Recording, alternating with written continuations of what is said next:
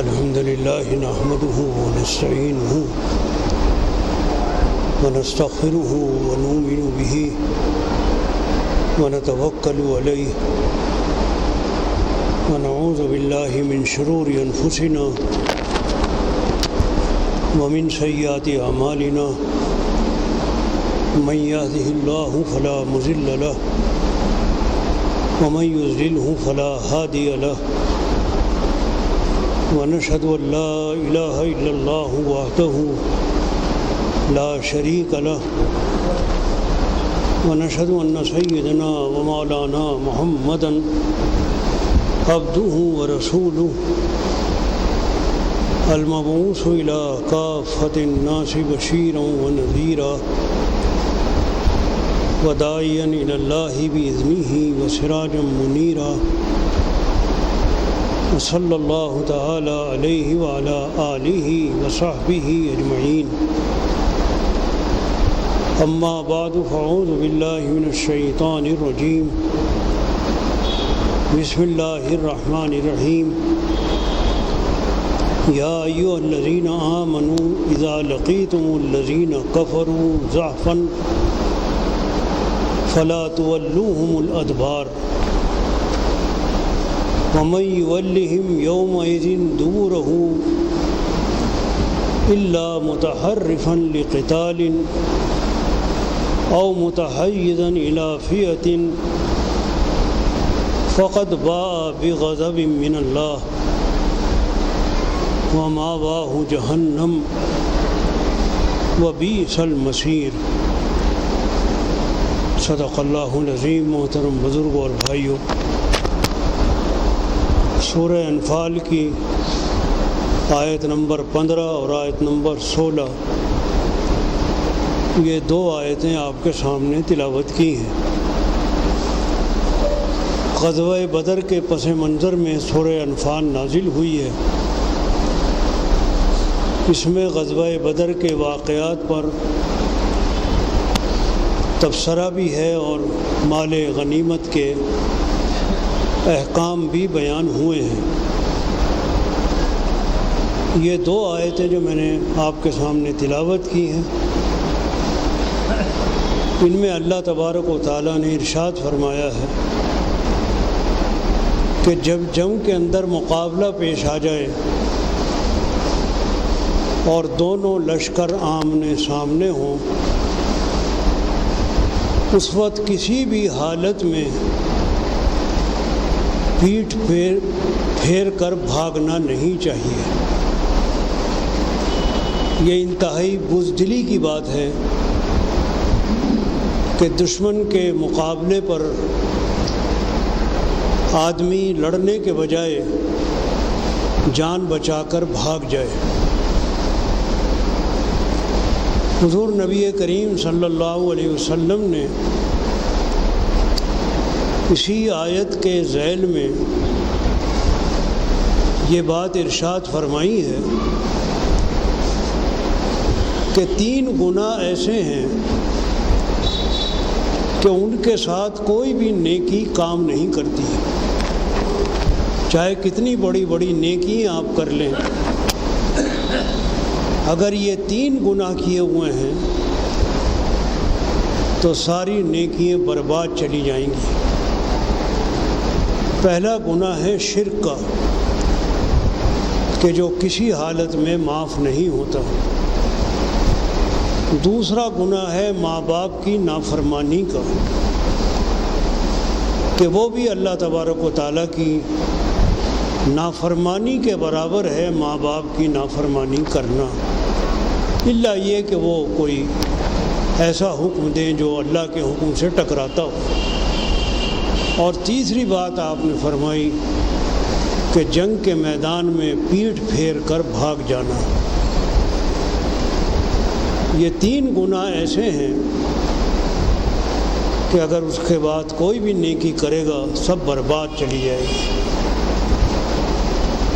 اس لیے کہ جب جنگ میں آدمی بزدلی دکھاتا ہے اور بھاگ جاتا ہے تو یہ صرف اسی ایک آدمی کی بزدلی نہیں ہوتی، بلکہ سارے لشکر کی ہمت ٹوٹ جاتی ہے، سب کی ہمتیں پست ہو جاتی ہیں، اس کو بھاگ کے دیکھ کر دوسرے بھی ہاتھ پیر چھوڑ دیتے ہیں۔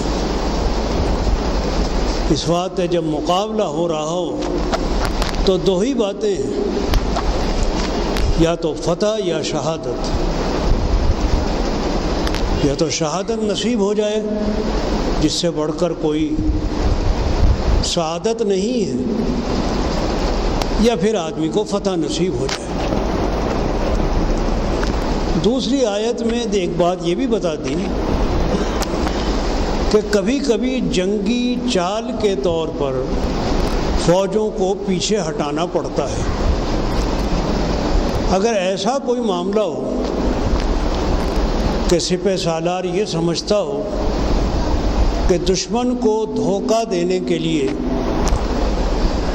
اپنی فوجوں کو پیچھے ہٹانا ہے تو وہ پیچھے ہٹانا بزدلی نہیں ہے، بلکہ وہ جنگی چال کا ایک حصہ ہے۔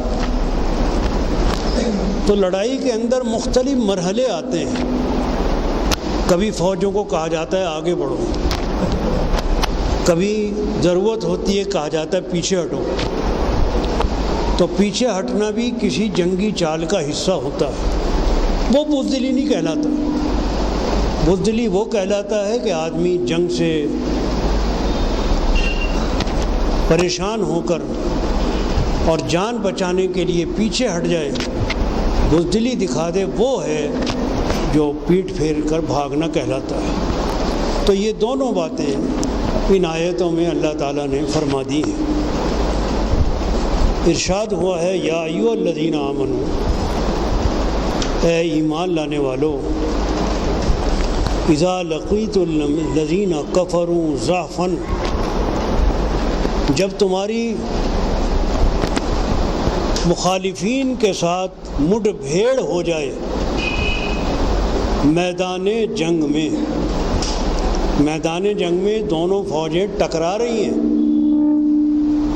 مڈ بھیڑ ہو رہی ہے، فلا تولوہم الادبار، تو دیکھو پیٹھ پھیر کر مت بھاگنا، جان تو چلی جائے گی ایک نہ ایک دن، یہاں نہیں مرو گے بستر پہ پڑ کے مرو گے۔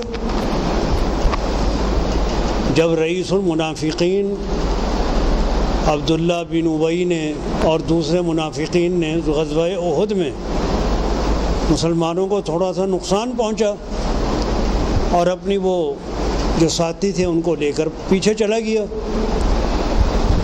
مسلمانوں کی شکل سے یہ لوگ خوش ہوتے تھے، تو انہوں نے کہا کہ دیکھو اگر تم ہماری بات مانتے تو آج یہ نوبت نہ آتی جو تمہیں نقصان پہنچا ہے، تمہاری جانیں گئی ہیں۔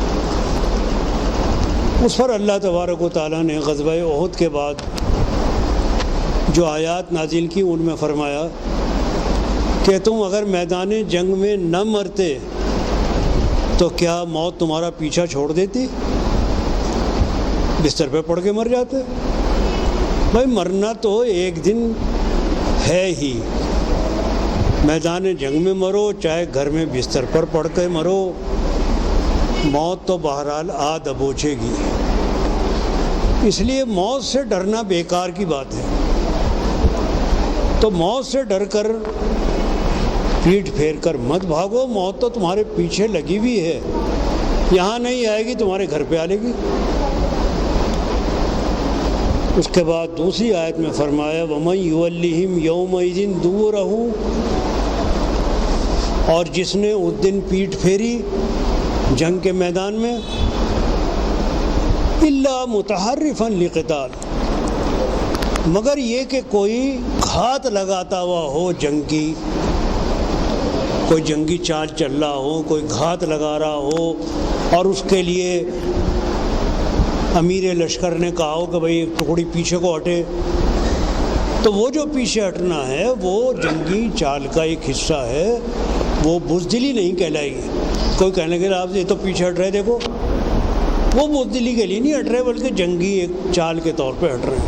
الا متحرفا لقتال، مگر یہ کہ گھات لگاتا ہو جنگ کے لیے، کوئی چال چل رہا ہو، کوئی طریقہ جنگ میں امیر اختیار کر رہا ہو گھیرنے کا، کہ جب ان کی فوج آ جائیں گی تو گھیر لیں گے، او متحیزاً الی فئۃ، یا جماعت کے ساتھ ملنے کو کہ بھائی پیچھے جو ہماری ٹکڑے جاؤ اس کے ساتھ جا کے مل جاؤ، وہاں جا کے جنگ کرو، تو یہ پیچھے ہٹنا وہ بزدلی والا نہیں کہلائے گا۔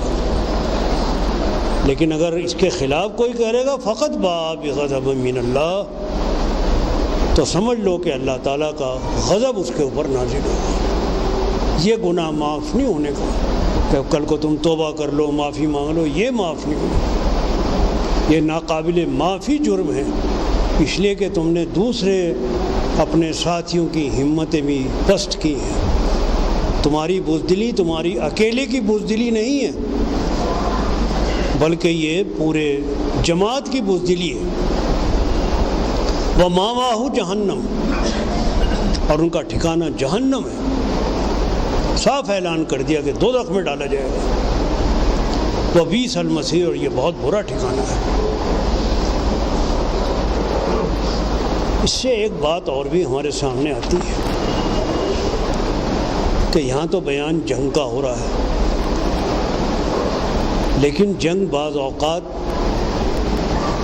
صرف فوجیوں کی اور ہتھیاروں کی نہیں ہوتی، بعض اوقات جنگ کے طریقے اور بھی ہوتے ہیں۔ مثال کے طور پر ایک ایسا موقع آ جائے کہ سارے مسلمان متحد ہو کر فیصلہ کریں کہ ہمیں اپنے بھائیوں کی حفاظت کے لیے، اپنے مفادات کا تحفظ کرنے کے لیے، اپنے مستقبل کے لیے ایسا کرنا ہے۔ اب ان میں سے کچھ لوگ اگر جماعت سے الگ ہو کر دوسروں کے ساتھ مل جاتے ہیں اور الگ ہو کر اپنی آواز الگ اٹھاتے ہیں، تو یہ بھی ایک طرح کی وہ ہے کہ جماعت سے بزدلی دکھا کر جا رہے ہیں۔ اگرچہ وہ چند آدمی ہوتے ہیں، لیکن ان چند آدمیوں کی وجہ سے پوری جماعت کی اور پوری قوم کی بدنامی ہوتی ہے، چاہے وہ اپنے ذاتی مفاد کے لیے یا کسی لالچ کی وجہ سے یا کسی ڈر کی وجہ سے۔ ایک جماعتی فیصلے سے الگ اپنے آپ کو کر کے الگ آواز اٹھائیں تو یہ بھی ایسا ہی ہے کہ جیسے کوئی اسلامی لشکر سے الگ ہو کر بھاگ پڑے اور کہنے لگے صاحب ہم تو ایسا کریں گے۔ کیونکہ قرآن مجید تو ہمارے لیے ہر زمانے کے واسطے رہنمائی کرتا ہے، تو ہمیں اگر حالات کا ہم مطالعہ کریں تو بھئی حالات حاضرہ میں ایسے معاملے میں کیا کرنا ہے۔ اب دو مقابلے ہیں اور یہ مقابلہ سیدھا سیدھا بالکل اسلام اور غیر اسلام کا ہو رہا ہے۔ صاف طور پر کہا جا رہا ہے کہ صاحب ہم تو ایسا کریں گے۔ اب یہ کوئی ڈھکی چھپی بات نہیں رہی، بلکہ بالکل سیدھا مقابلہ ہو رہا ہے۔ اب سارے مسلمان ایک آواز ہو کر بجائے اس کے کہ اسلام کا تحفظ کریں، کم سے کم اپنے قوم کو بچانے کی کوشش کریں، ان میں سے کچھ لوگ بزدلی دکھا کر یا اپنے ذاتی مفادات کے لیے جماعت سے الگ ہو جائیں تو وہ بھی اس حکم میں شامل ہوں گے۔ یہ کوئی صرف میدان جنگ کی بات نہیں، میدان جنگ بدلتے رہتے ہیں۔ میدان جنگ وہی نہیں ہوتے کہ صاحب آمنے سامنے فوجیں کھڑی ہوئی ہیں ہتھیار لیے ہوئے۔ آج تو جنگ کا میدان ہی بدل چکا ہے۔ آج تو جنگ کا میدان افکار کا اور ووٹوں کا اور ان کی لڑائی ہو رہی ہے۔ تو یہ بات صرف یہیں تک محدود نہیں ہے، بلکہ اس سے بہت آگے تک کی ہے۔ اس بات پہ جو فیصلہ ہو امیر کا اور سب کے مفاد میں ہو، سب کو اس پر بیک آواز لبیک کہنا چاہیے۔ اس کے بعد جو اگلی آیت آ رہی ہے اس میں مال غنیمت کے تعلق سے ارشاد ہوا ہے، اور مال غنیمت کے تعلق سے اللہ تبارک و تعالیٰ یہ فرما رہے ہیں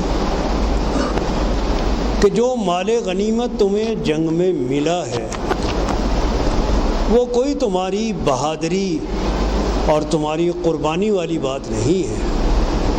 بے شک تم نے بہادری دکھائی ہے، بے شک تم نے قربانی دی ہے، لیکن تمہاری اس بہادری اور قربانی کے پیچھے اصل میں اللہ تبارک و تعالیٰ کی نصرت ہے۔ اگر اللہ تمہاری مدد نہ کرتا تو تمہیں کامیابی نہیں مل سکتی تھی۔ جب کھلی کھلی اللہ کی مدد آئی ہے تو صحیح بات تو یہ ہے کہ تم مال غنیمت کے حقدار نہیں ہو۔ جو تمہیں دیا جا رہا ہے وہ اللہ کا عطیہ اور اس کا انعام ہے، اس کو انعام سمجھ کے قبول کرو، اپنا حق سمجھ کے نہ مانو۔ حق تو جب ہوتا تم نے کیا ہے، سب کچھ اللہ تعالیٰ کی طرف سے ہوا ہے۔ 1000 فرشتے تمہاری مدد کر رہے تھے، تمہارا حوصلہ بڑھایا اللہ تعالیٰ نے، تمہیں نصرت عطا کی، تو کرنے والے تو اللہ تعالیٰ ہیں۔ جو تم تیر پھینک رہے تھے تم نہیں پھینک رہے تھے، وہ تو اللہ تعالیٰ پھینک رہے تھے، ہاتھ تمہارے تھے، اصل میں پھینکنے والے اللہ تعالیٰ تھے۔ حضور نبی کریم صلی اللہ علیہ وسلم نے ریت کی ایک مٹھی اٹھائی اور اٹھا کر دشمن کی طرف پھینکی۔ وہ ریت کے ذرات ہر ایک کی آنکھ میں پہنچے اور دشمن اندھے ہو گئے، کچھ نظر نہیں آیا انہیں سامنے۔ اب آپ نے تو ایک مٹھی پھینکی تھی، اس کو آنکھوں میں پہنچانا اور دشمن کو اندھا کر دینا یہ تو اللہ ہی کا کام تھا۔ اس بات سے تم حق نہ جتاؤ بلکہ اللہ کا انعام سمجھو، اس کا شکر ادا کرو کہ ہم نے جنگ بھی جیت لی، عزت بھی مل گئی اور ساتھ میں ہمیں مال غنیمت بھی مل گیا۔ اب یوں نہ کہو کہ ہمیں اتنا ملنا چاہیے اتنا ملنا چاہیے۔ یہ بات ہے جو آنے والی آیت میں اللہ تعالیٰ فرما رہے ہیں۔ فرمایا فَلَمْ تَقْتُلُوهُمْ وَلَكِنَّ اللَّهَ قَتَلَهُمْ وَمَا رَمَيْتَ إِذْ رَمَيْتَ وَلَكِنَّ اللَّهَ رَمَى وَلِيُبْلِيَ الْمُؤْمِنِينَ مِنْهُ بَلَاءً حَسَنًا إِنَّ اللَّهَ سَمِيعٌ عَلِيمٌ۔ فَلَمْ تَقْتُلُوهُمْ، تم نے ان کو قتل نہیں کیا، ہاتھ بے شک تمہارے چل رہے تھے، وَلَكِنَّ اللَّهَ قَتَلَهُمْ، اللہ نے ان کو قتل کیا۔ ہاتھ تمہارے تھے لیکن حکم اللہ کا تھا۔ وَمَا رَمَيْتَ، اور آپ نے مٹھی بھر خاک نہیں پھینکی، وَلَكِنَّ اللَّهَ رَمَى، وہ اللہ نے پھینکی تھی۔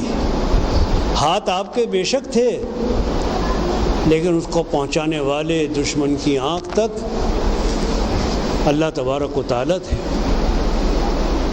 اور یہ سب کیوں کیا اللہ نے؟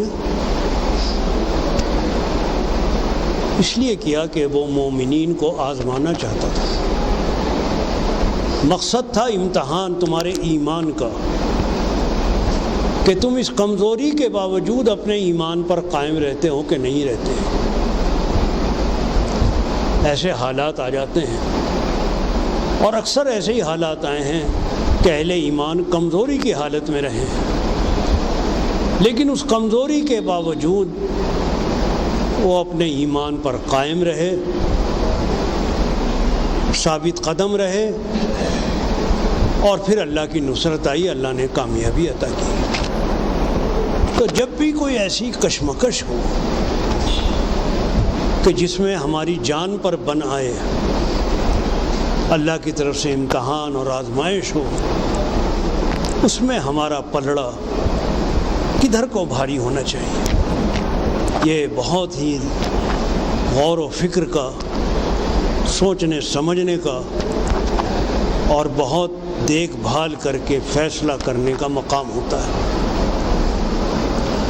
وَلِيُبْلِيَ الْمُؤْمِنِينَ مِنْهُ بَلَاءً حَسَنًا، تاکہ مومنوں کو اچھا انعام عطا کرے۔ اللہ تعالیٰ چاہتے تھے کہ اپنے اہل ایمان بندوں کو انعامات سے نوازے۔ اب ایک طرف تو مومنین کی عزت افزائی ہو گئی کہ جن کی طرف وہ حقارت کی طرف نظر سے دیکھ رہے تھے کہ بھئی یہ ہیں کیا بیچارے کسان لوگ ہیں، یہ لڑنا کیا جانے، اور ہم اتنے بڑے بڑے سردار ہیں، پورے عرب میں ہماری دھاگ ہے۔ اللہ تعالیٰ نے ان کمزوروں کے ذریعے ان کو نیچا دکھا دیا۔ اگر کسی کو اپنی دولت پر، اپنی اکثریت پر، اپنی طاقت پر ناز ہے اور وہ سمجھ رہا ہے کہ دوسرے تو حقیر ہیں، یہ کیا کر لیں گے، اور وہ حقیر لوگ اپنی اتحاد، اپنے اتفاق اور اللہ پر بھروسے کے ذریعے کامیابی حاصل کر لیں اور ان کو نیچا دکھا دیں تو کتنی ان کی عزت بڑھ جائے گی، واہ واہ ہو جائے گی کہ بھائی واقعی یہی جو انہوں نے دکھایا کردار، یہی کردار ہے، پورے قوم کی عزت بڑھ جائے گی۔ ان اللہ سمیع علیم، یہ آخری جو آیت کا جملہ ہوتا ہے بس یہ خلاصہ ہوتا ہے سارا۔ اللہ تعالیٰ سننے والا اور جاننے والا ہے، جو کچھ تم کر رہے ہو، کہہ رہے ہو، سب کو کا پتہ اللہ کو ہے، جو تمہارے دلوں میں ہے اللہ تعالیٰ اس کو جانتا ہے۔ اس لیے اپنے دل کو ٹٹولو اور جو زبان سے کہو سوچ سمجھ کر کہو کہ اللہ کو اس کو پتہ ہے۔ ایسا نہ ہو کہ یہ معاملہ کل کو تمہارے لیے ذلت و رسوائی کا سامان بن جائے۔ تو جنگ کے یہ واقعات جو آپ کے سامنے بیان ہو رہے ہیں، آپ ان کو صرف غزوہ بدر اور جنگ بدر تک محدود نہ سمجھو، غزوہ بدر تو برابر جاری ہے، اس کا سلسلہ ٹوٹا نہیں ہے۔ جو جنگ اس وقت چھڑی تھی وہ برابر چل رہی ہے، ستیدہ کار رہا ہے ازل سے تا امروز، چراغ محمدی سے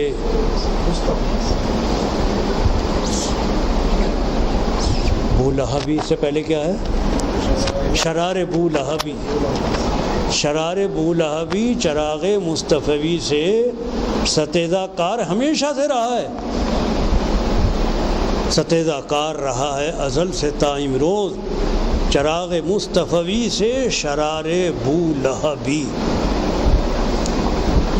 تو بات پرانی نہیں ہے، نئی ہے، سمجھنا چاہیے کہ آج بھی شرار بو لہبی چراغ مصطفی سے کھلواڑ کر رہا ہے، وہ دکھانا چاہتا ہے نیچا، ذلیل کرنا چاہتا ہے۔ اللہ تبارک و تعالی جس کو چاہیں گے عزت دیں گے۔ من یہن اللہ فما لہ من مکرم، جس کو اللہ تعالیٰ ذلیل کریں گے اسے کوئی عزت دینے والا نہیں ہے۔ آج جن کے سر اونچے ہو رہے ہیں ابو جہل کی طرح، اور وہ سمجھ رہے ہیں کہ میں یہ ہیں کیا، اللہ تعالیٰ دکھا دیں گے کہ یہی حقیر لوگ جن کو تمہاری نظروں میں حقیر ہیں اللہ کے ہاں یہی عزیز ہیں۔ ٹھیک ہے کہ گنہگار ہیں، خطاوار ہیں، بہت ساری کمزوریاں ہیں، لیکن ان کمزوریوں کے باوجود ایک حقیقت اور سچائی ہے کہ ہم نے حضرت محمد رسول اللہ صلی اللہ علیہ وسلم کا دامن نہیں چھوڑا۔ ہماری نسبت آپ کے ساتھ جو قائم ہے ہم اس پر فخر کرتے رہے ہیں، آج بھی فخر کرتے ہیں اور انشاءاللہ آئندہ بھی کرتے رہیں گے۔ ہمارے لیے اگر کوئی فخر کی بات ہے تو یہی ہے کہ ہم حضرت محمد مصطفیٰ صلی اللہ علیہ وسلم کے غلام، آپ کے نام لیوا اور آپ کی صداقت کے ہم شاہد ہیں کہ آپ اللہ کے سچے رسول تھے۔ تو میدان جنگ تو آج بھی گرم ہے اور گرم ہوتا چلا جا رہا ہے۔ اس واسطے بہت ہی سوچ سمجھ کر اور خاص طور پہ ایک بات عرض کروں کہ فیصلے تو آسمانوں پر ہوتے ہیں.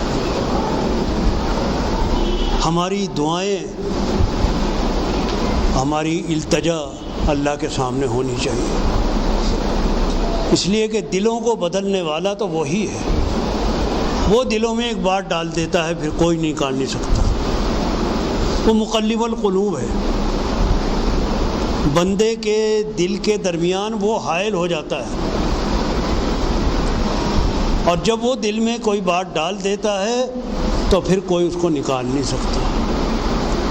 اللہ تعالیٰ چاہیں گے تو سب کے دلوں میں بات ڈال دیں گے کہ جو حق ہے، صداقت ہے، وہ کیا ہے اور کس پر ہمیں چلنا چاہیے، اور انشاءاللہ کامیابی نصیب ہوگی.